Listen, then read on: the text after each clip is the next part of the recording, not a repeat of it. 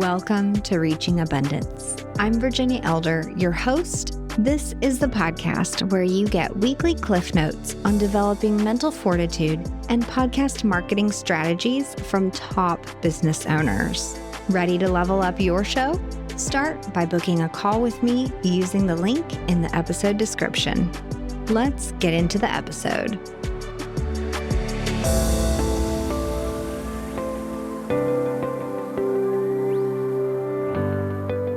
If you've ever wondered where the heck your time goes during the day, or if you started this year hoping to be more focused and efficient in your business, you're about to hear the solution in this episode with Camille Walker. She's a business coach, the owner of the 60 Days to VA program, and the host of the Call Me CEO podcast. She's been creating online content for 14 years and is very much considered an online influencer on TikTok, Instagram, and through her monetized lifestyle blog. I know you've wondered at least once or twice how the influencers do it, and potentially how you could become a little more influencer-esque when it comes to producing content for your business. Which is why I'm really excited for you to hear Camille's story. She created programs, downloads, blogs, and online products to solve problems and to answer the questions she was asked most often. Get ready to take a page from her book, learn how to audit your time, and get the help you need to grow the business you want. Camille, thank you so much for being here today. How's it going? It's going so good. Happy to be here and excited about new goals and setting out for the year. I'm big in looking ahead and making plans, so I'm excited. Yeah, same. I'm an excellent planner. We need work on the execution part. Yeah, don't we all? And I know we're going to get into some things that will help business owners as they start this new year.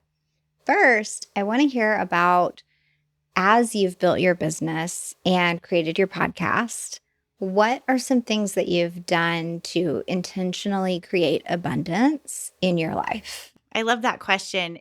For me specifically, I've focused a lot of my efforts on combining motherhood with business. And what does that look like? And that's another layer to business that not everyone is dealing with. And I think it's a gift and it's also an extra challenge. So for me, it's really been implementing systems and hiring team members so that I can take time to be at the events, be able to take a sick day, be able to travel and earn money online. In return, that's my intention, is to help other mothers do the same. And so I love that focus because for me, it's been a journey online for over 14 years now. Wow.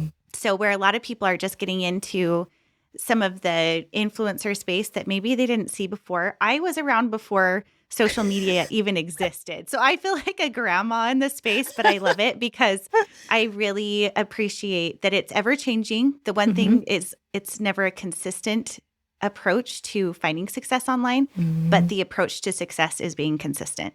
And so it's really been a wonderful journey about continually showing up. Yeah. Okay, so tell us about your business and how you help people, because I know that's kind of the thing in the back of everybody's mind, like, okay, motherhood with business, but like, what do you do? Yeah. Okay. So when I started, I graduated in education in family and consumer sciences, which is all of those traditional home ec classes that you would imagine a teacher, going into a classroom and learning about child development, interior design, cooking. But my favorite class that I was planning to teach was one called Adult Roles, which is now a CE course that high school students can take, where they learn about relationships, finances, communication, home insurance. Very cool. Finances. Those are classes that I was planning to teach in a traditional classroom. But at the time, I was a mortgage broker and doing sales on the phone, which is like so kind of left field. But as many know, teachers don't make a lot of money. And upon graduating, I had an offer to be a manager in the space that I was in the mortgage business. So I went from being very female focused in all of my classes. I was in classes with all women, aside from my finance and chemistry classes.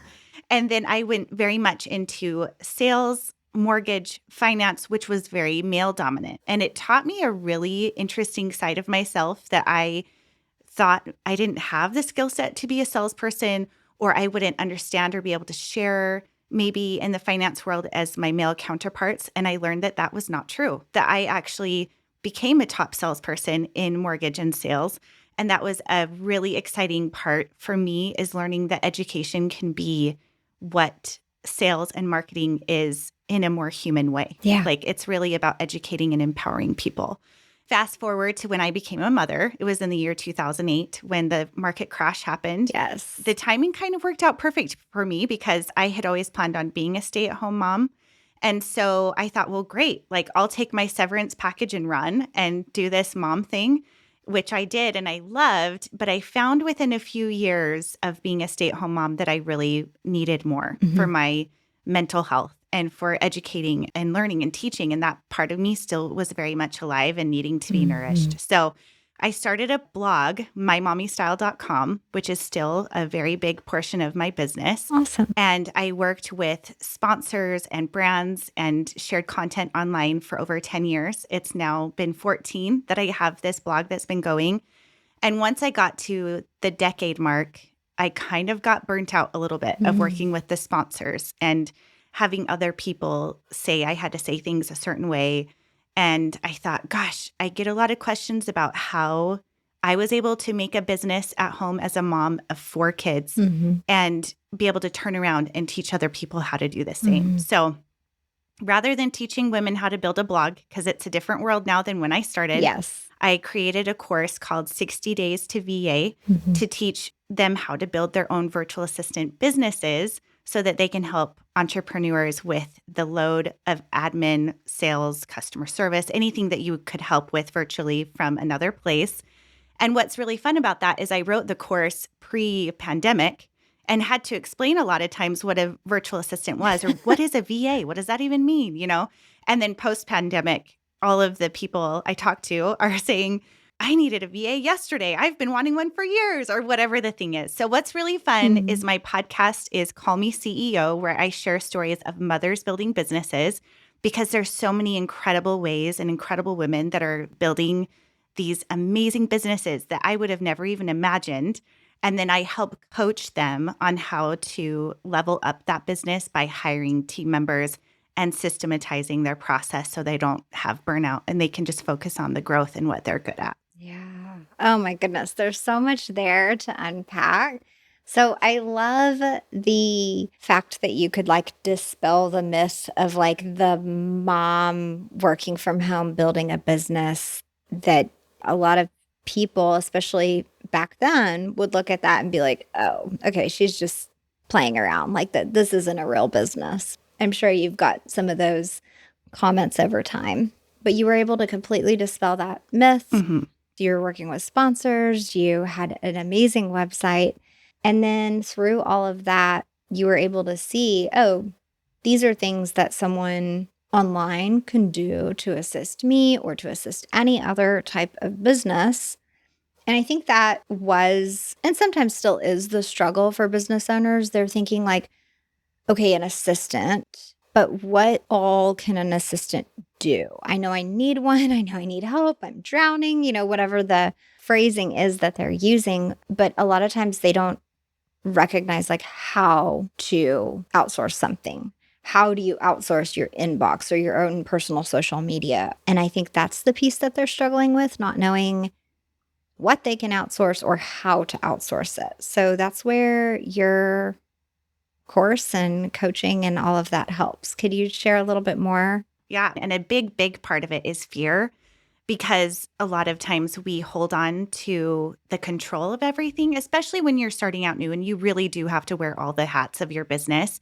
You do have to piecemeal it together and just figure out all the different parts. But what you'll find is there are things that you're continuing to do, even knowing that someone could probably do that piece better than you could, where the parts of you that really shine and are the bread and butter of your business are maybe not the social media or responding to emails or the calendaring or scheduling travel, things that don't require your likeness, your face, or your voice. So that's a really good, perfect place to start is acknowledging what pieces of your business really require your likeness, your face, or your voice. A lot of things in social media do require now in ways they didn't before.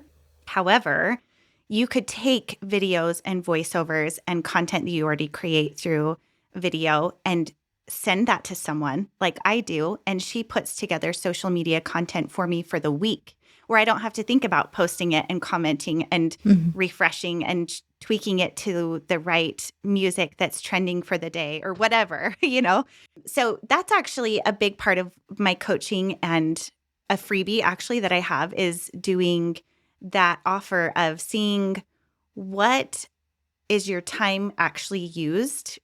How is it even moving the needle for the progression or the growth of the money or the size of your business? And how does that compare to how you're actually using your time? And I think that takes a lot of reflection and digging into your phone and seeing, oh, I am scrolling when I could be doing this other thing. And maybe getting on social media is a big trigger for you where you can get lost in a doom scroll and you're not using that time effectively, where maybe you could pass that part on to someone else and be much more effective with your time. That's just an example. Yeah. Where do you find are maybe the most common top 3 or 4 places where we are just wasting our time? Yes. Okay. For sure, we get scrolling because the algorithms of today are so smart. They're literally made to feed you content that you love. And so there's nothing wrong with you. It's nothing that you're doing wrong. It's simply that we are dealing with very smart computers that know how to feed us with content that entertains us, educates us, or makes us want to do something different, which meaning maybe it's clicking or commenting or whatever. It's either going to polarize you in something you really love or something you really hate. And what's interesting too is that with social media is if you do engage in content that you get really upset about, the algorithm will feed you more of that. And so people will be like, gosh, why am I getting this? I really don't like this person or this idea or this controversial thing. But if you're liking, even clicking or watching through that video, you will get more. Yes. So it's really built to be our biggest distractor. How do you deal with that? There are tools that you can use within your phone to set time limits. There's even apps that will help you with that. Motion is one of them. I downloaded another one recently. If I can pull it up real quick, I'll see. Okay. I think it could be Clearya, which is Clearya, which is one that helps you with monitoring that time if that's something for you. That's a big time waster. That's probably number 1. Number 2, I think people get lost in indecision over things that really don't matter. That can be something where you ask your sister and your spouse and your best friend and your whoever, and you get lost in little details that really you could go one way or the other. And if you need to redirect it, you can. I think we get really stuck in the idea of everything needs to be A+ instead of C+. We assume that people are watching us with a microscope and judging everything that we do. And really, they're not. It's kind of like that junior high idea. I have a daughter in junior high, so we discuss this often, that people are so consumed with their own things that they're doing or saying or, spending their time that they really don't care, or they don't see every single thing that you're posting or doing because they're busy with their own. Right. If you get lost in little decisions like that, I really love, I believe it's Brene Brown has a 1, 2, 3 go, where she in the morning, this is the way she'll relate it, is something like, I want to get up and go to the gym in the morning, but sometimes you get lost in that but do I have the motivation, or, I don't feel very good, or, I have a headache, or whatever. And she'll literally count down 1, 2, 3, go. And you tell yourself when those little decisions come up that you'll feel better once you do them, or if you just make a decision one way or the other, the action will keep that momentum forward. So you do the 1, 2, 3, go. That can apply to small decisions in your business as well. Every decision isn't a big, monstrous decision. Just pick one. Just move forward. Number 3, time waster. It's probably going to be, this is a decision I help people with a lot, is their branding and messaging. say they want to launch a podcast, or say they want to launch an online course offering or coaching, which is what I help coach people through, or hiring someone, rather than getting started, they may get really lost in the minutia of having every decision made right away. And I want to encourage the thought that decisions can be changed and nothing is permanent. I've interviewed we were just saying, I'm like over 230 episodes. I interview women all over the world. It is very common for women to go through seasons of life where they have to pivot and change. Our desires change, our time of life changes, the demands of our personal time changes. And so if something is drawing or calling to you, go for it. And if it has that inner, like, oh, this is a seed of something I really want to try, why not try? Because it's okay if you change your mind down the road. And when I have interviewed women, it's really interesting because I feel like there is this decade, a growth where someone has an idea and that budding idea starts out, and it's a 3 to 5 year growth period generally, unless someone hits something really viral and it explodes within a year. That's pretty rare.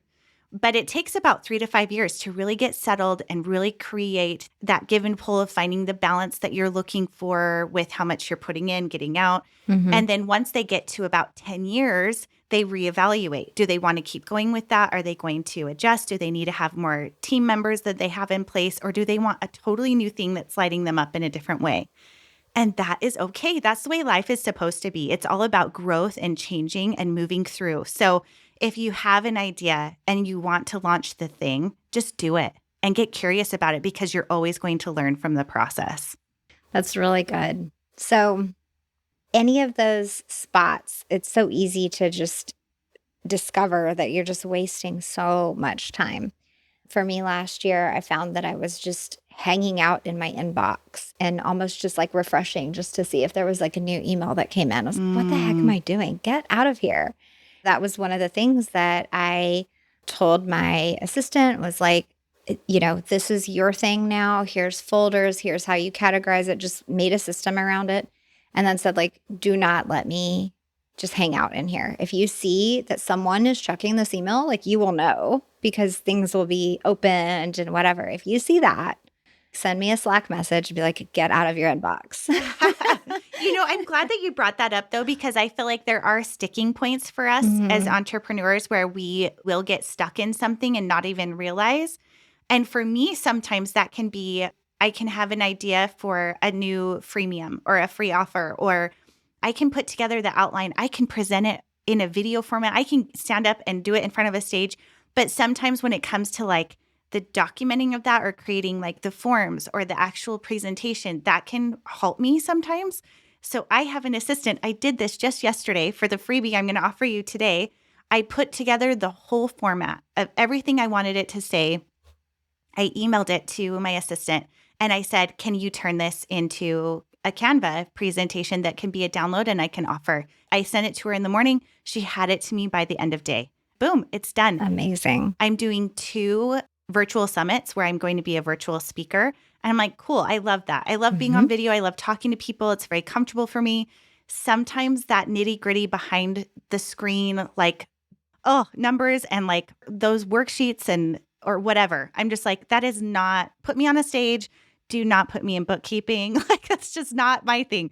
But that's what's so cool about business is that all of us have these amazing strengths that you need to surround yourself with team members that are strong where you are weak. And that's where you can move for that needle and really be your best self is when you're allowing other people to shine in the places where they're really great. Yeah.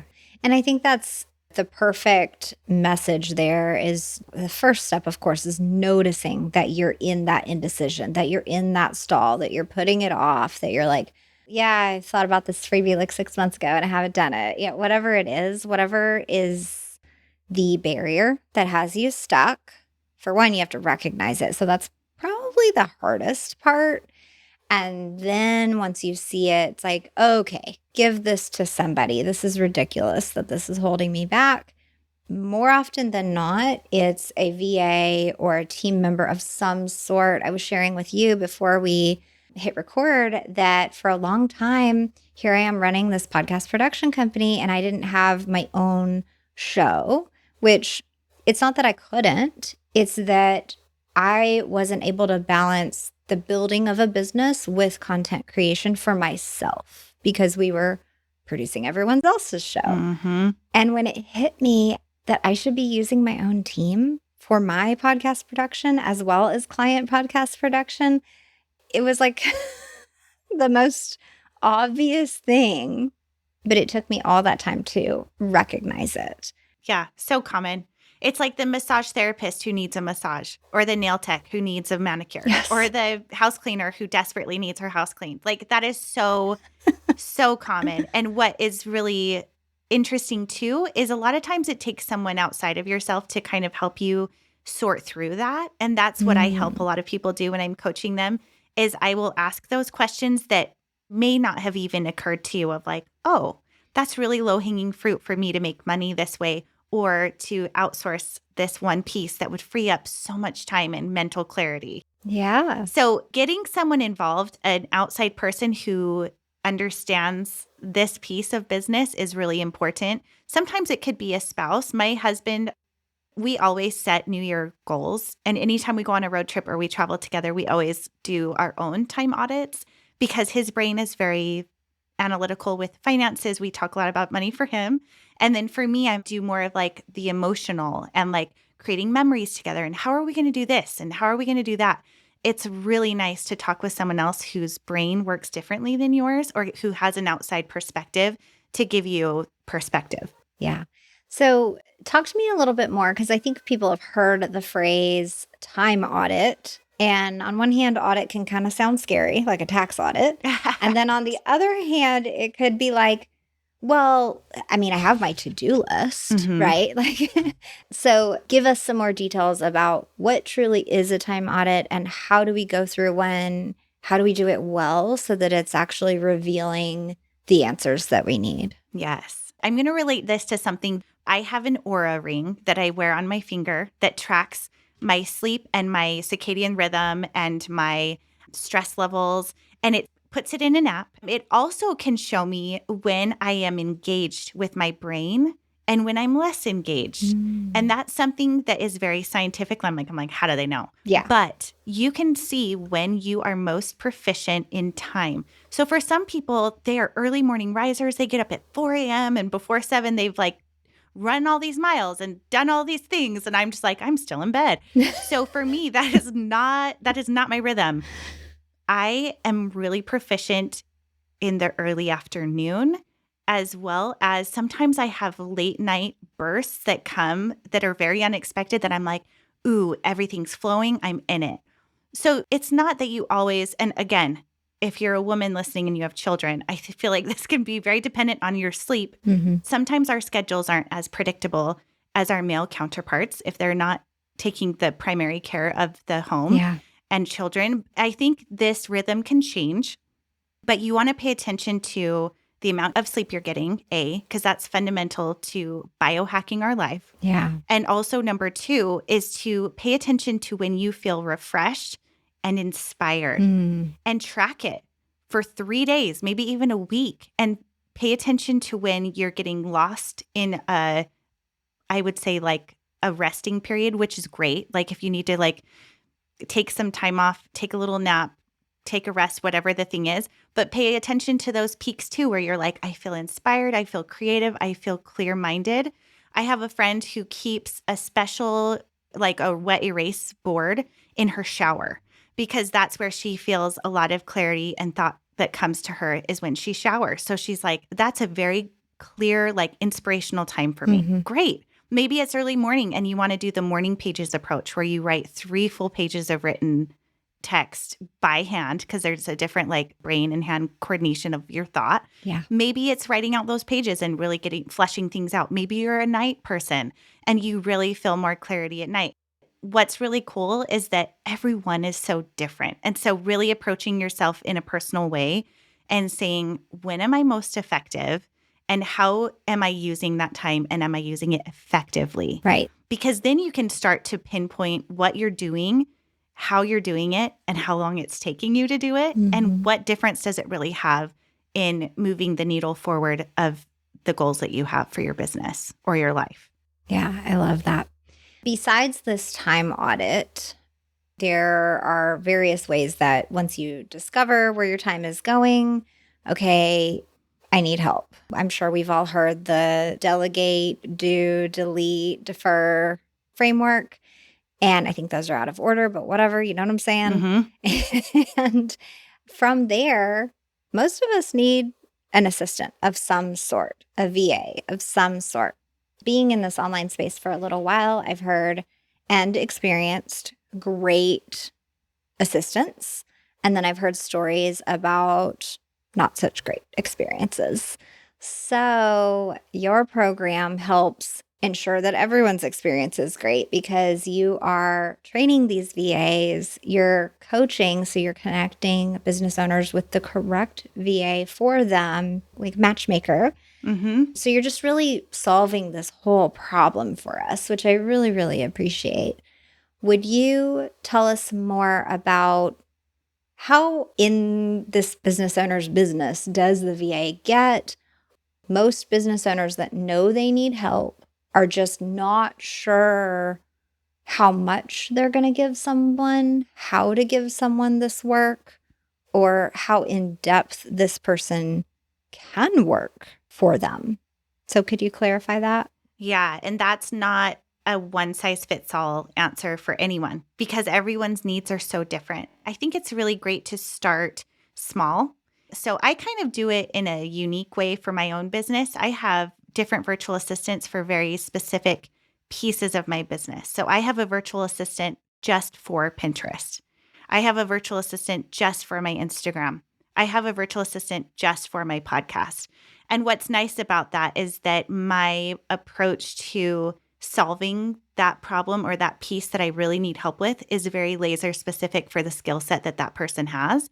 And if something were to happen with any one of those virtual assistants, it wouldn't crumble my whole operation.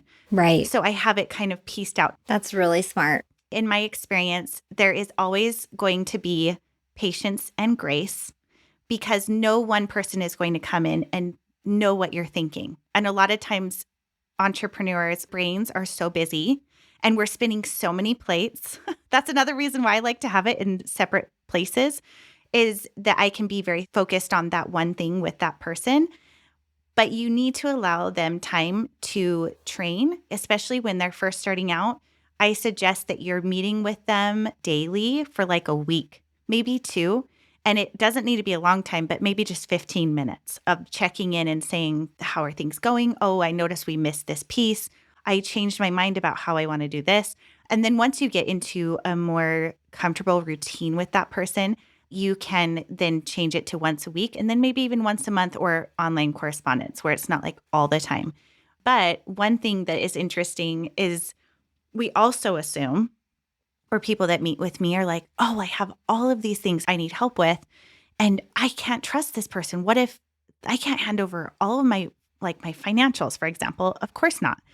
Maybe you just start with your inbox, your email inbox, and you try that out for a month. And does it go well? Are they communicating effectively with you? Do you have good rapport? Do you feel like you can trust this person? Awesome. Let's go from that to helping with scheduling. And then from there, maybe it's doing social media. Maybe from there, it's helping you build out your LinkedIn account. And maybe from there, it's putting together digital product for you or whatever the thing is. Everyone's needs are so specific and different. I've helped virtual assistants land spots with a plastic surgeon's office, a dentist, a brick and mortar salon that had a subscription service. They've helped with digital marketing agencies, social media, TikTok stars, professional speakers that are going and need help with travel and don't like booking it themselves, but want someone else to look up the city and help them figure out things to do while they're there. So it's so diverse and different that really it comes down to when I help someone find a virtual assistant, we have a conversation one-on-one. I kind of get a feel for what are those really the most important thing you need help with right now. What is that thing that if you were to have that taken off your list, you would just get a deep sigh of relief, like, oh, yes. That's where we start. And you start with it small, and maybe it's 3 to 5 hours a week. It doesn't have to be a 40-hour-a-week position. And that's the beautiful thing about it. It's an independent contractor. They come in, they help you with the skill set that they have, and you move on your merry way. Yeah. And if you do have to part ways, that's okay too. It doesn't have to be that every connection is a slam dunk. It could even be that you find things you need more than you thought you did initially. So it's a process. That's something that I help people with too. But I think it's really important to remember that communication and patience are the top 2 things to keep in mind. Yeah. So often, and even I was chatting with someone today, they were like, well, how do you deal with clients submitting their recordings late? Because then that pushes back the production process and that can cause a workflow issue for the team. And that was kind of my answer too, is like, it's not a one size fits all. Like sometimes I'm like, listen, this is going to miss the published date. Do you want it just to be pushed live as soon as possible? Or do you want it to go live on your next published date, like next Tuesday or whatever your thing is? But it's not one size fits all, because I really want to be able to expend compassion to people when they need it. There's family issues, there's medical issues. Like there's so many things that can come up in your personal life as a business owner. Yeah, I don't want to be that person that's like putting pressure on them to create content when they've got this whole other thing going on. So compassion is super important with your own team just as much as with your clients. Share with us a little bit about when the podcast came into the picture for you. I know that your whole journey is intertwined with motherhood and wanting to support moms and other women, because that was very integral to your story. So was the podcast a part of that, or when did it come along versus creating this opportunity for VAs and business owners to find a VA? Like, how did that play together? Yeah, thanks. That's a great question. At the time, it was in 2020, and I was contracted with TikTok to make minimum 5 videos a week. That's awesome. And they needed to be educational, scientific, or I can't remember what the third thing was. I can't remember. So I was filming all of these videos. My kids were home. We were doing homeschooling, and I was having sponsors, and it was very exciting. I loved it. And I still do sponsor work here and there. But there was a time that my son turned to me and he said, Mom, are we doing this for us, or is this for TikTok? And I was like, ooh. And I felt like I was just at a space where I had done it enough that I didn't want my kids to look back and say, were we doing this for us, or was this for TikTok? It was a question that really stuck to me. Yeah. As well as I do have a platform where I have a good number of followers and a lot of moms who had reached out to me. And the top 2 things that they asked me were, how can I make money from home? And the second was, how can I make female friends as an adult? Yes. Which is really real. Like, yeah, we want connection. We want to sustain our families. We want to feel needed, but also valued, So it's kind of wrapped up all into that. And so when I had other women who had their own businesses or products that they wanted me to promote and share, I thought, well, gosh, wouldn't it be nice if I could take this product and share it with my audience and say, tell us your story about why you created this service, this product, or this offering. What was your why? What was the passion behind it? What made this business thrive for you? And also, how are you doing that as a mom? That's amazing, And so that's where I got on a Facebook thread. I was trying to decide what to call it. And this huge thread was about moms saying, gosh, I hate being called a mom boss or a mompreneur, or like mommy blogger was a big one that we got as bloggers. And she's like, just call me CEO, because that's what I am.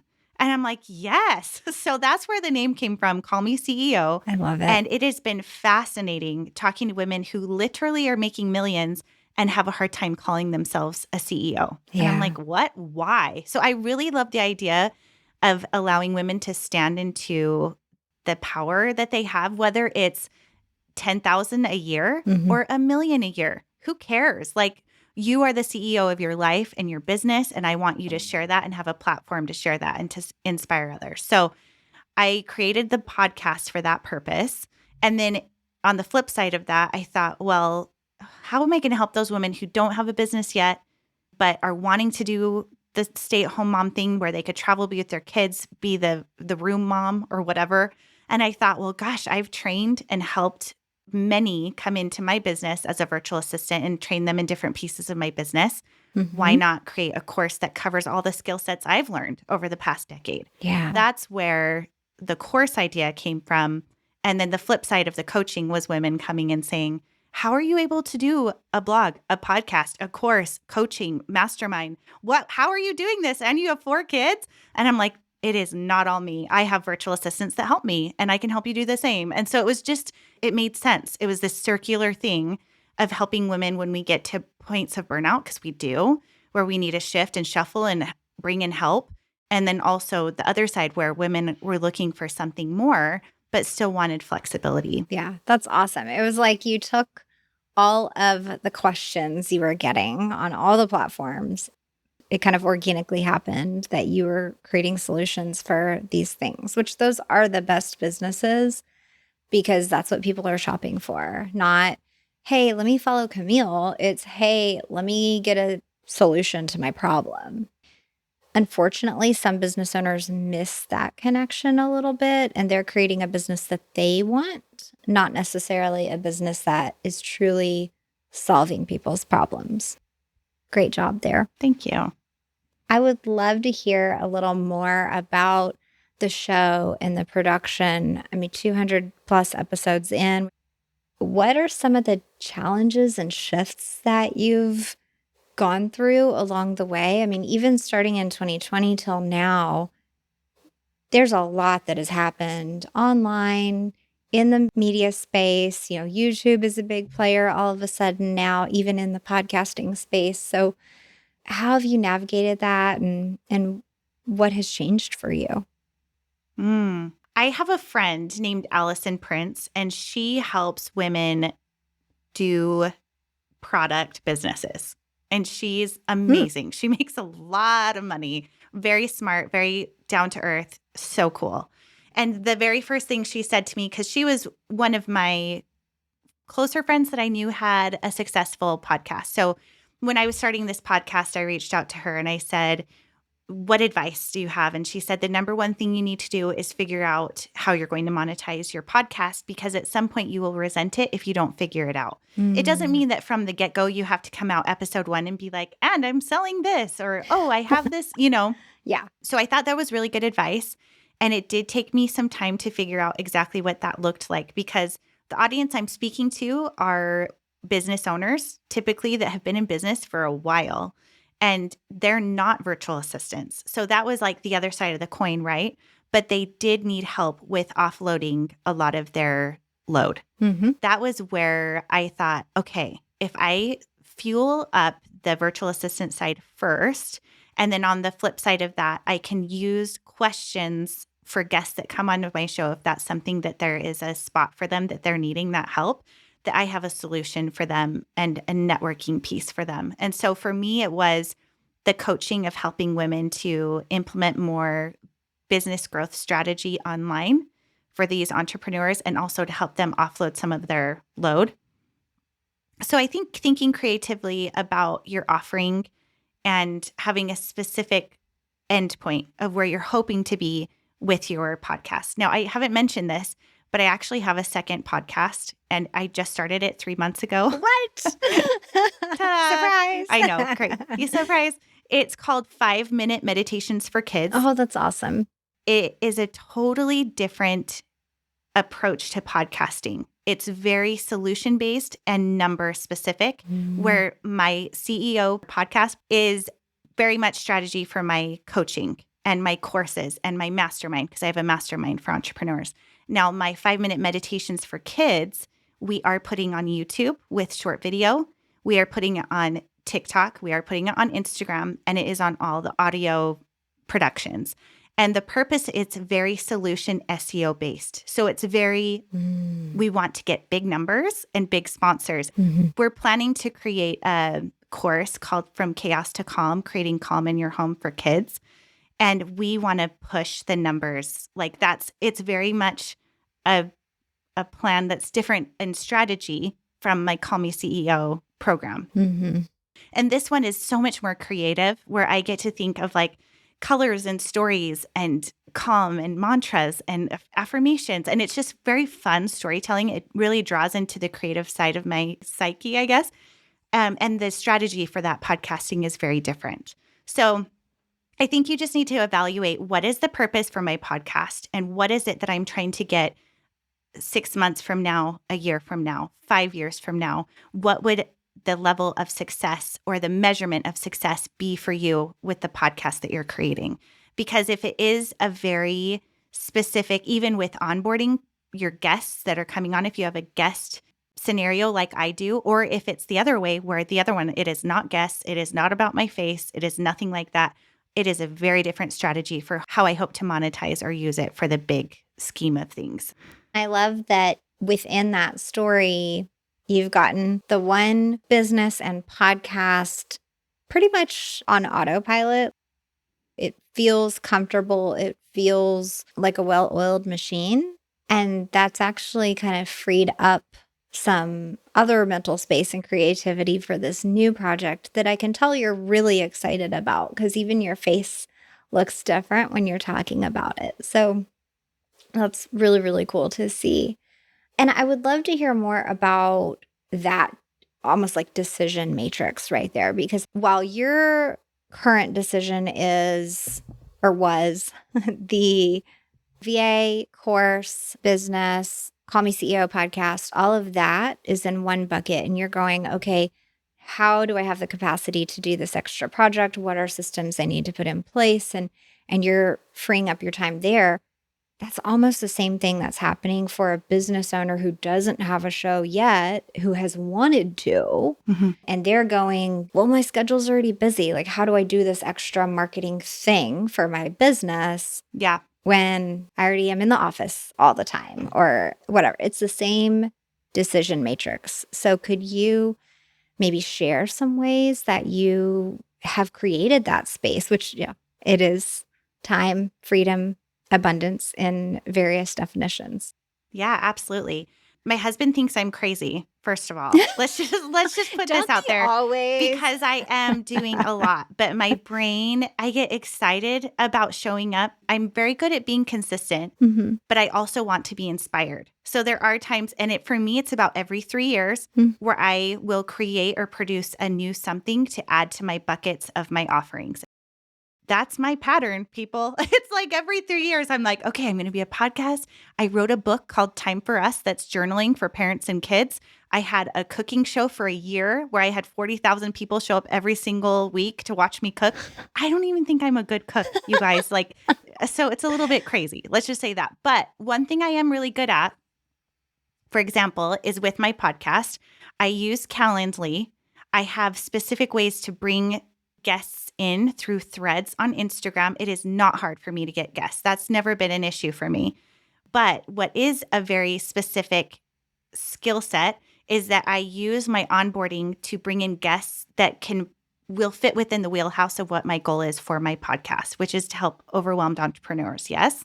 So as soon as I'm done with that interview, I send it to my assistant. I don't see it again until the blog post is done, the socials are done.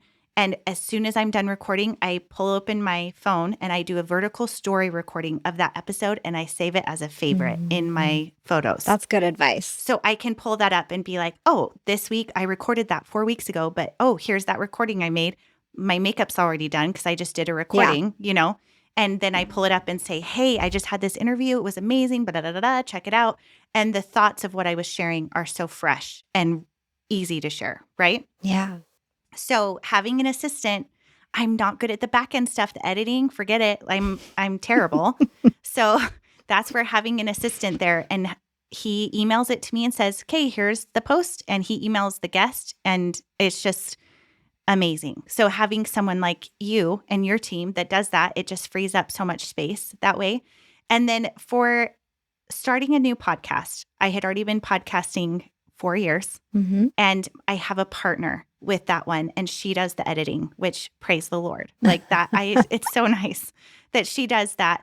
And we take turns recording, and they're 5-minute episodes or less. And so taking on a creative project that lights me up but isn't a huge time suck for me is huge, because then it's really fun to talk about it, the two of us, where we're like, okay, I'm going to record 5 episodes. This is kind of the topics that we're thinking or what people are searching or needing. Pre-pandemic, no one was searching 5-minute meditations for kids. Post-pandemic, they were. And because of my understanding of SEO, I knew as a parent, I had searched for that and the resources were not there. And our kids are struggling. And that's always parenting and kids and family is where my heart is. Like, I really want to heal the family. And so I said, what do you think about this idea? And she was into it. And we created a system and we did it. So I think if that was a God moment where he planted that idea inside of me, and it was kind of like, if you don't want it, it's going to go somewhere else, and that's okay. And there are those moments where you have this inspiration of a seed being planted and a calling inside of you that taps into your core value.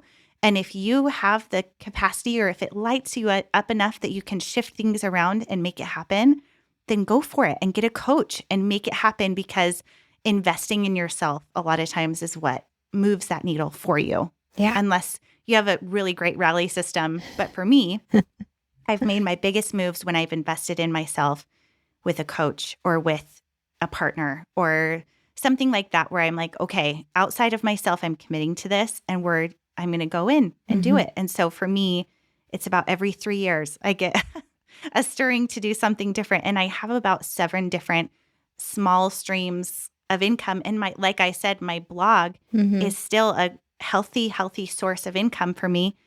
But I have invested over 10 years in that space. Yeah. So I think being really patient with those ideas, knowing that it's not going to be $1 million tomorrow, but what could you start now? What's that thing that's calling you? Or what's that thing you've already been in for a year or 6 months? They say usually a burnout point is like 6 months where you're like, oh, what was I thinking? If that's how you're feeling, see if you need to reshift or refocus or time audit or move things around. And sometimes it's not always meant to stay in your life. And it's okay to turn the page or shut that book. That's okay. That's one of those things that can get people really stuck, is thinking that it has to be perfect. It has to be all lined out. And it really doesn't. It just really needs to give you that inspiration. And like you said, it lit me up. And I was like, yay, this is so fun. I'm like tapping into a really creative, playful part of myself, which is so different from like doing strategy coaching and talking business and revenue tactics and tools and all of those things, which is still great. I love those things. But I really was missing a creative piece in me. So it was really nice to welcome that back in. Yeah. Well, and something that, sure, you're helping moms in all these ways, but through this kids meditation project, you're going even deeper into the family and helping in a different way. So one family could be using multiple pieces of all of the resources that you have out there, and you're just creating an additional solution that helps them in another way. So I love that.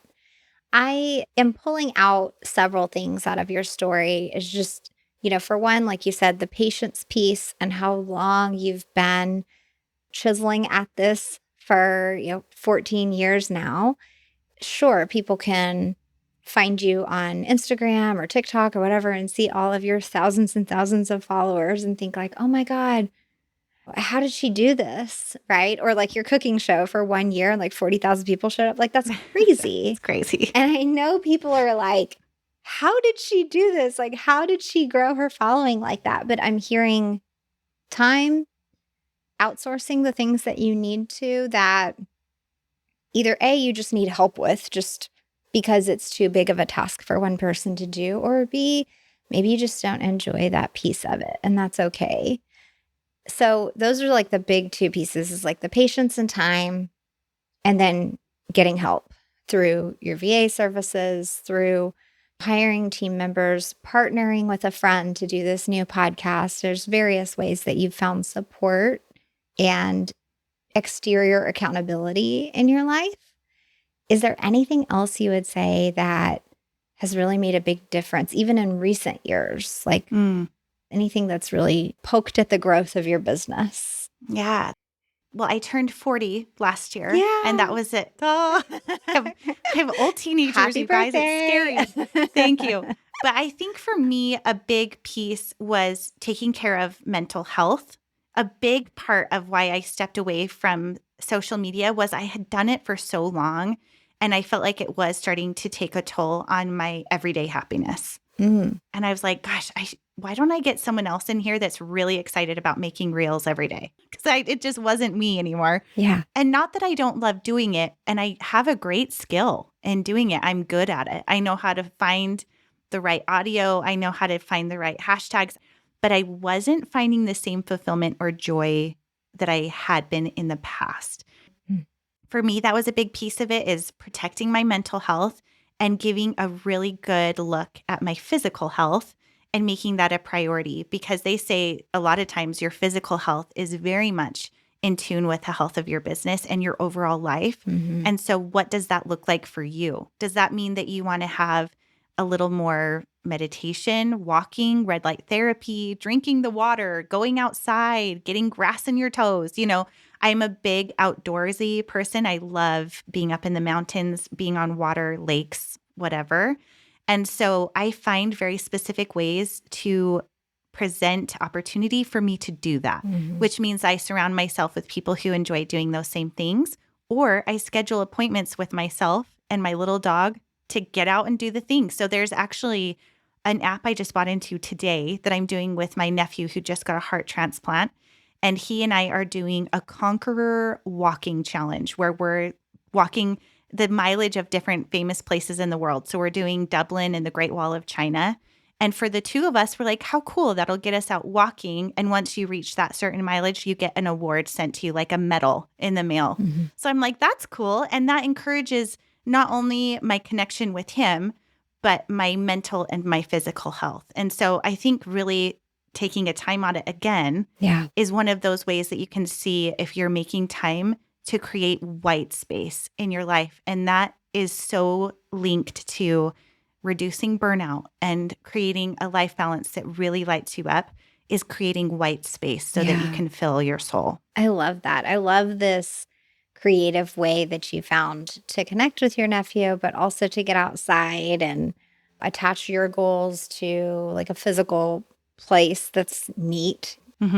Share with us where to find this time audit tracker and where we can follow you. I will send the link here so it can be in the show notes. And I have other freebie options where I have a Discovering Your Why, a 5-day challenge of really connecting with your core values and building the business you love. And then I also have a mom balance playbook that is free and available to you. So many resources. But you can find me. My social handles are camillewalker.co, which is also my website. And then if you're looking for family, mom-friendly content, recipes, that's mymommystyle.com, where I share a lot of parenting tips and travel. It's a very lifestyle-focused blog there. I would love to talk to you on any of those channels. Awesome. Thank you so much for the behind the scenes business building peek that we got to your brands. I just really appreciate you being here today. Yeah, thank you for having me. You asked such thoughtful questions. I really appreciate it. Thank you. I appreciate that. I'd love to hear which piece of this conversation meant the most to you today. Head to reachingabundance.com/convo. If you're ready to market your business effectively with a podcast, let's talk. Click the Book a Call link in the description and I'll take it from there. Thanks for listening to Reaching Abundance. I'm Virginia Elder, and I'll be back next week with another insightful episode for you. Follow me on Instagram @podcastabundance to stay connected in the meantime.